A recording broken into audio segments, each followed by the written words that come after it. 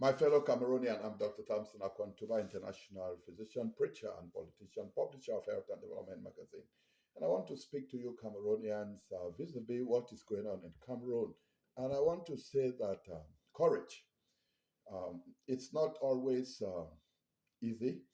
And it's not all the times that people do what you are doing, but they have done same in other African countries. They have done same in the United States and in Europe, in Russia, in Asia, to be able to make sure that your voices are heard and that you, the taxpayers, you, the owners of your country, the final arbiters and decision makers of the future. It's unfortunate that a Senate imbecile and one who has been parasiting in government for more than 65 years and 43 as president, and with somebody who you people said he was unserious when he went and picked her up, and that he got a prostitute who had no education, who had no CV and nothing, and called her the first lady. And how could Cameroonian women be emulating somebody like that? So that is what you are dealing with in Cameroon. And the world is not really watching at this point. The world is speaking out, the European Union, the United Nations. But I want to talk to you, the United Nations, whatever you call yourself, and especially to you, Guterres, you call yourself Secretary General. I want to tell you that you are aware of those things happening in Cameroon, and apparently you've been getting bribes or whatever from Paul Biya. So you know why you are saying the nonsense that you're saying, because the former president of UNGA, of the United Nations General Assembly, Philemon Yang, is part of the steal and the theft and everything. And he's been part of those who have been killing Cameroonians in his own region called the Northwest under Ambazonia. And so when you come up and start playing this so-called diplomatic nonsense and talking about respect of this and that, you should have told them a long time ago. People like that should not have even had an opportunity to appear and be elected, to the seat of the UNGA. And so, as president, and you are all responsible for the bloodshed that is taking place in Cameroon.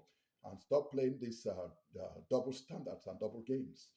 Those young adults who are in the streets and fighting and wanting to secure their votes don't need anything from you. They have not asked you to help them. They are determined. And I want to talk to you, Paul Biya. You've been the greatest killer, stealer, and thief and looter in Cameroon and Africa. And you've been in government for more than 65 years. That's too much. And if you were working, leadership itself would have killed you. And so you've decided that the presidency of Cameroon, the taxpayers' presidency, is a hospice.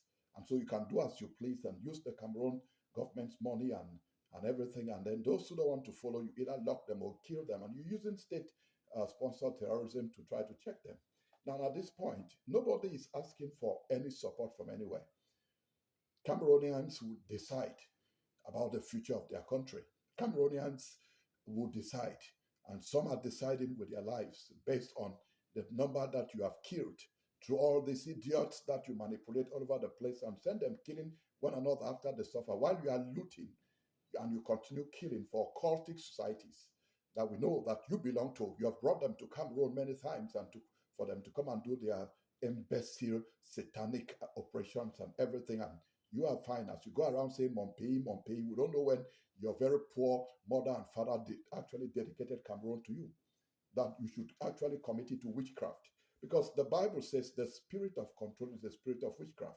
So we are saying as the Bible says, resist the devil and the devil will flee. So you are seeing members of your demonic satanic kingdoms are already fleeing. That's what is happening. Now, let me tell those of you who are killing Cameroonians using Cameroon taxpayers' guns and bombs and everything, that you will answer before the International Criminal Court.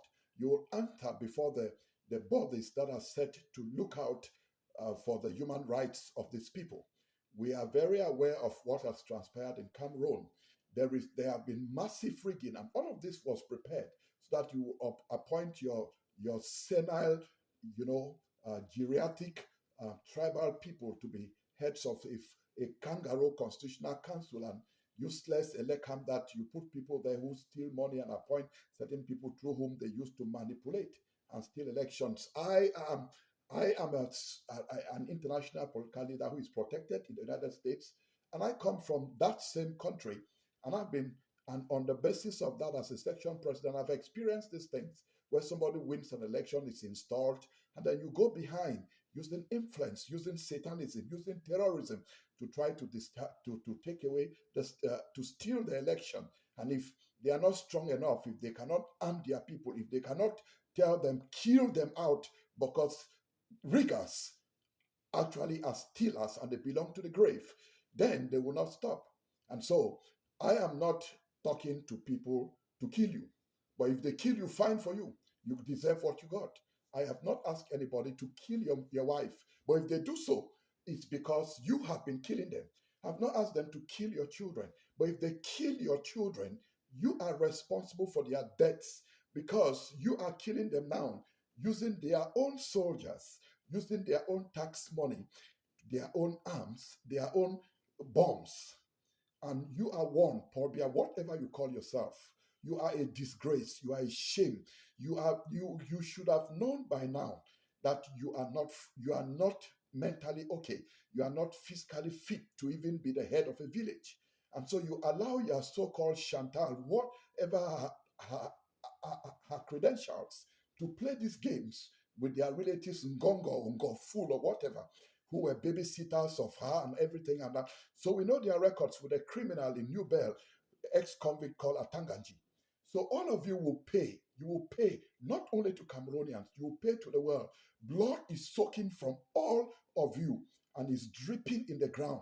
And the ground is opening up to soak you people in. Because that is what happens to evil people. That is what happens to thieves, to looters, to killers. And you are serving your master. You are the children of the devil. And so because of that, you are actually put on the alert.